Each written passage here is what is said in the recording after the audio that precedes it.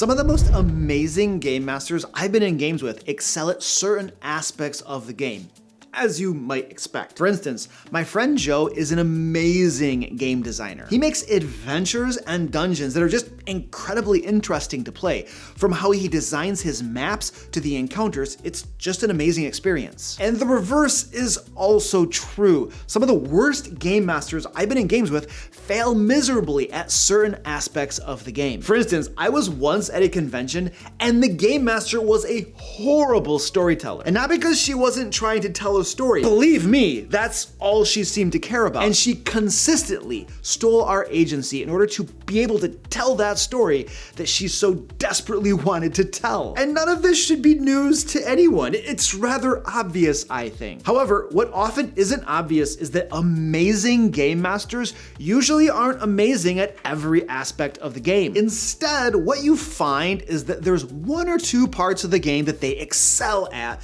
and then the other parts of the game they're good at, perhaps average. However, the fact that there are a couple aspects that they are amazing at is what pushes them into the realm of being an amazing game master. The reverse is also true of bad game masters. They might be okay or average at most parts of the game, but it only takes them being horrible at one or two aspects of the game for them to shift over into the category of being a bad game master. So today we're gonna look at the 7 fundamental game master roles that a good game master should always be seeking to improve upon. These roles are the 7 categories of things, duties, responsibilities that game masters have when they're running the game. It doesn't matter if it's a game of Dungeons and Dragons or Pathfinder 2 or Dungeon Crawl Classics or Shadow Dark or Shadowrun or Savage Worlds or Call of Cthulhu. The basic game master roles are fairly universal. Now, what you're going to find is that some of these roles come naturally to you and others of these roles don't. Your goal should be to improve upon them all,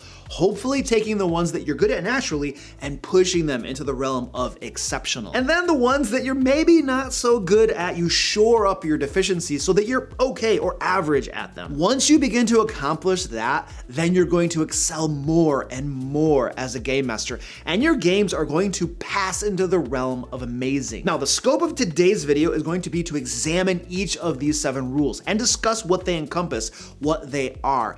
And then in future videos, we will examine each of these 7 roles in more detail and deep dive into how to improve those roles as a game master. Now, if you'd like to play one of the most dynamic and heroic tabletop RPGs I know, you have got to check out my friend Alan's DC20 game system. I've played DC20 several times now with the Dungeon Coach, and each session was an absolute blast. What impressed me the most is that it had a familiar feel, but the gameplay was both fresh and intuitive. The characters are highly customizable, and the combat is epic. Absolutely epic. I probably need to emphasize that more. It was amazing combat. In fact, the combat system is perhaps my favorite part of DC20. You get 4 action points to spend in a round to take actions, and you can even spend them outside your turn. This gives players so many options and versatility that it inspires not only creativity, but an epic, heroic feeling. With DC20, I never felt like combat was a slog. There was always something incredible happening. If your gaming group loves those cinematic, over-the-top moments and theatrical storytelling, then DC20 is without a doubt the game system for you. Now, the Dungeon Coach launches his DC20 Kickstarter today, and I strongly encourage you to check it out. DC20 is on a strong trajectory to become the new standard for fantasy tabletop RPGs, and you won't want to miss this. Number 1, Arbiter. Perhaps the very first primary role of a game master is serving as a referee, and this is often known as an arbiter or judge. The basic idea here is that as the game master, when you're running the game, you are officiating the rules. When a player declares that they want to do X thing, you use the game rules and your own judgment to determine what happens. This includes determining limitations in the game. For instance, if a player declares that they wish to convince the king to make them a noble in charge of their entire household, the game master may decide that that isn't even possible. It is outside the scope of what a character is able to do with their diplomacy skills. Now, of course, the game master might respond that if the characters were to go on a certain mission that would be of great value to the king and get them all in his good graces, that a minor noble title might be on the table. Furthermore, besides just adjudicating the rules, you'll often find yourself to be a teacher of the rules. This frequently comes into play when you have a newer player, but many of these games that we play have lots of rules. Believe me, I played D&D 5th edition and Pathfinder 2, lots of rules. And even veteran players probably won't know all of them. Shoot, as the game master, you're unlikely to know all of them. I've been playing Pathfinder 2 games, for instance, for like a year now, and I still don't know all the rules. I'm looking them up frequently, and my players are helping me to find and remember what they are. This is just the way it often is. But in order to adjudicate the rules or teach the rules,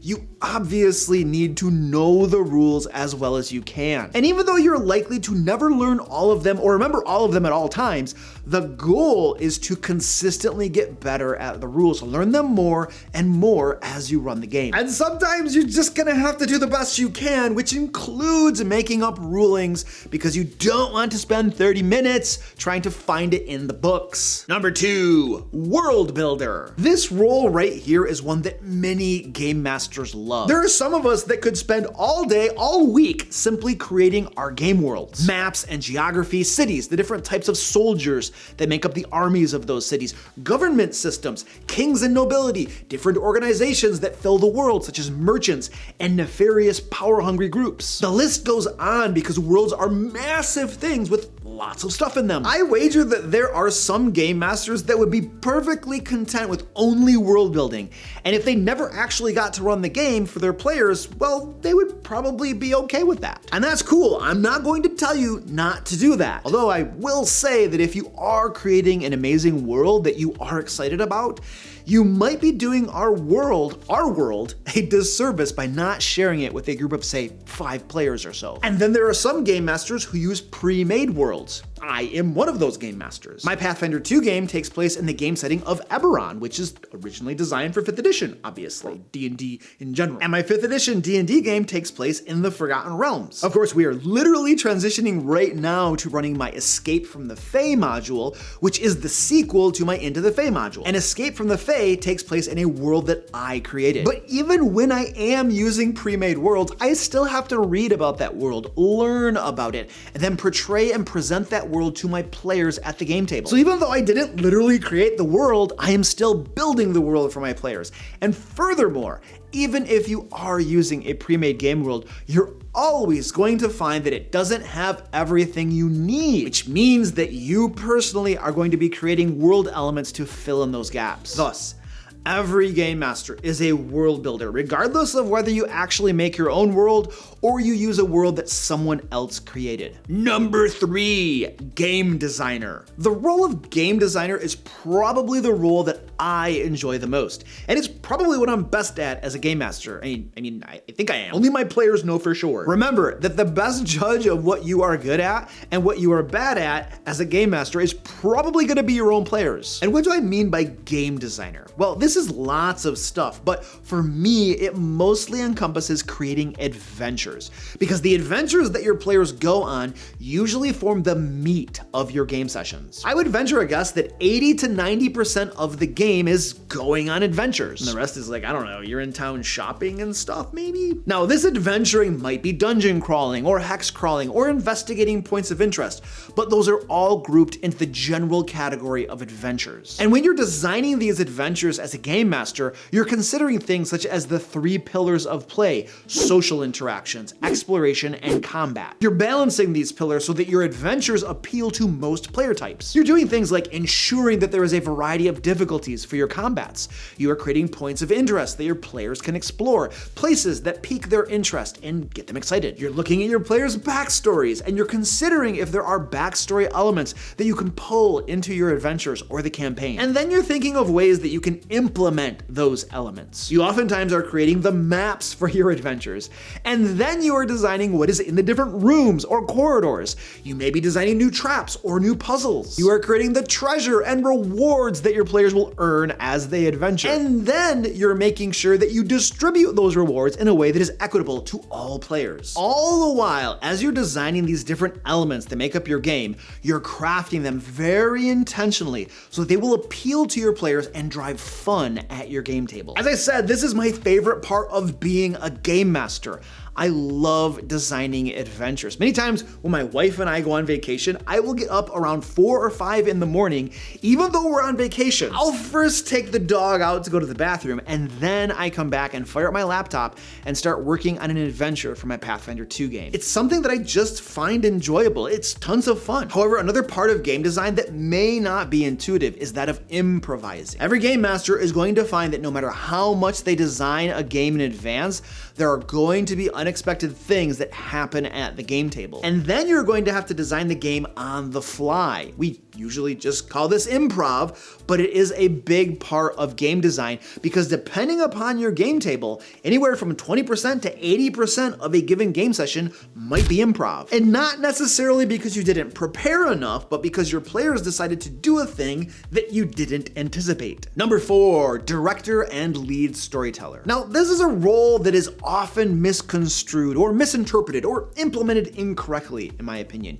You see, there are some game masters who fashion themselves as the storyteller, the only storyteller, and they seek to essentially write a book with their games, transforming them from a game into more of a narrative that the players have very little to no control over. Game masters like this, in their quest to tell this story that they have in mind, steal the agency of their players and their ability to affect the game world around them. So you don't want to be a game master like that. However, as a game master, you are the lead storyteller. When you are designing your game world, it's likely going to be done in such a way as to lend itself to certain types of stories, events, and situations that might happen. And obviously, when you're making an adventure, every single adventure starts with a premise, a backstory, a situation, something that is happening. There's a bad guy who's doing a thing that has a negative consequence in the world, and your player's characters usually need to stop that bad guy. By setting up this adventure, you are beginning the act of storytelling,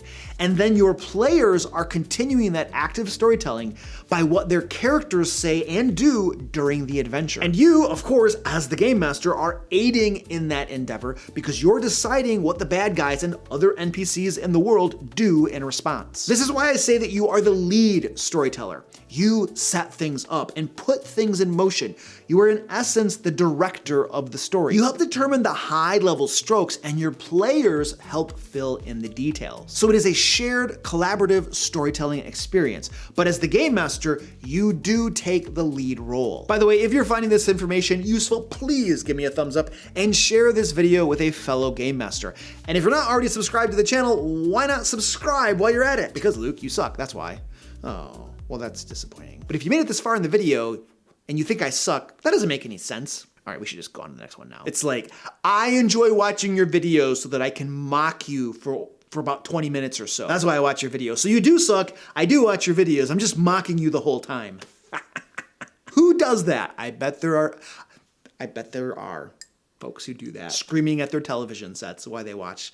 All right, we're gonna move on now. Number 5, entertainer. And this leads us naturally into the next main game master role, that of entertainer. When I'm designing my adventures, when I'm creating world elements, and when I'm running my games during the game sessions, almost everything I do revolves around one principal objective: making the game more fun for everyone, players and me as the game master. At its core, one of the things you're doing as a game master is that you're providing entertainment for everyone at the game table. Think about it. Without you, the game master, there wouldn't even be a game. You were the catalyst. You are the beginning of even the potential of fun. Now, some people will tell you that it is your job as the game master to ensure that all of your players are having fun. However, I'm gonna tell you in no uncertain terms that you are incapable of doing that. It is impossible for you to make sure and guarantee that every single player has fun.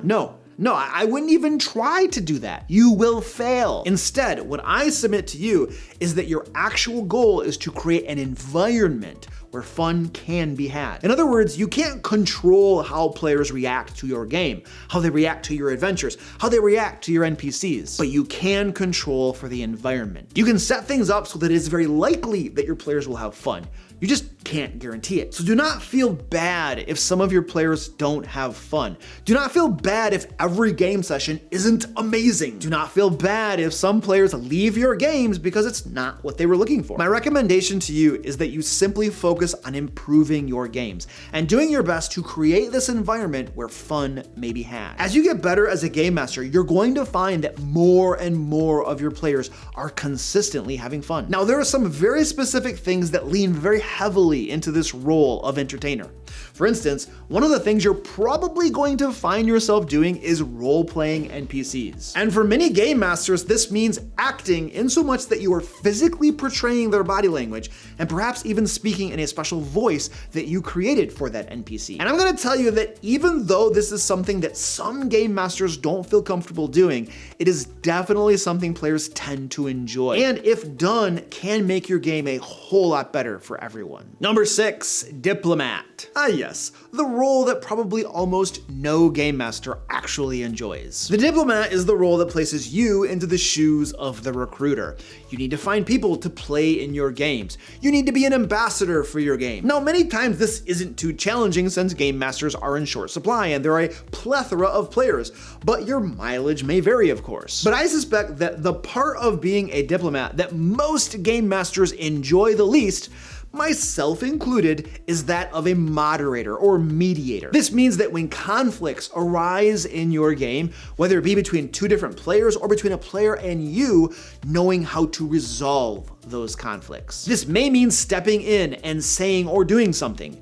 It may also mean having the wisdom to know when to keep your mouth shut. And then of course we have the issue of dealing with problem players. If you were a game master for any length of time, you will have had these players in your groups. And if they are left undealt with and whatever problems they're causing are left unresolved, your games will suffer as a result. Now I want to be very clear here that the game master should not be the only diplomat, the only moderator, nor the only person that deals with problem players in their games. Ideally, this should be a shared responsibility of game masters and players. However, as the game master, it is your role to take the lead on this. You can ask your players for assistance, you might ask them for advice on how to deal with certain situations. But it needs to be you that are taking the initiative because you're the game master. You are running the game. Number 7, manager. This is probably a role that many game masters don't enjoy either. You see, I save the most unsavory roles for last, I suppose. One of the things that a game master does is organize. They keep notes, they keep track of house rules so they can find and reference them later. They know the adventure and where and how to reference notes about it quickly so that gameplay doesn't slow down. The other part of being a manager is that of an administrator. You coordinate game times and durations. You send out emails or leave a message on Discord about a week before a game session to remind players of the date and time, and to see who might not be there. And if someone's not going to be at a game session, you find a backup player that might be able to come in their place, or you figure out how the group is going to handle their absence. But that's just what I think. What do you think? Is there a game master role that I missed? And don't forget to check out DC20 at the link below. I have played this new TTRPG several times and it is amazing. Now, if you'd like to learn how you can use movies to improve your role-playing games, check out this video right here. And until next time, happy game mastering.